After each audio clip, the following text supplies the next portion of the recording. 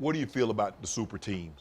The thing that I hear now, oh, Michael would have never joined Larry. Larry would have never joined Magic. This one or that one. It seems to me that there were always only a handful of teams that could really compete. When you look at the 80s, it was the Lakers and the Lakers, the Celtics, and the Sixers.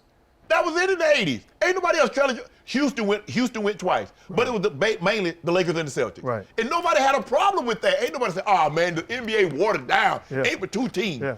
But now it's like, man, ain't nobody else got no chance. We had a video game called Lakers versus Celtics. That's how dominant it was. Think about today. You're not going to pick two teams and that's the name of the video game. Right. You're going to think of an individual player. It's just, I have no problem with super teams. People are right that Magic wouldn't have joined Bird, and Bird wouldn't have joined Magic, and Michael wouldn't. But they were loaded.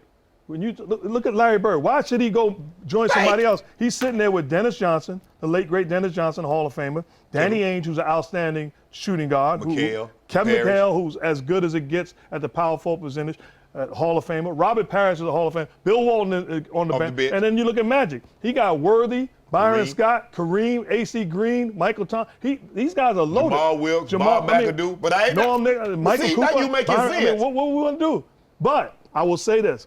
LeBron James changed the game, and he doesn't get enough credit for that. He changed the game not only as a basketball player, but he changed the game as a businessman.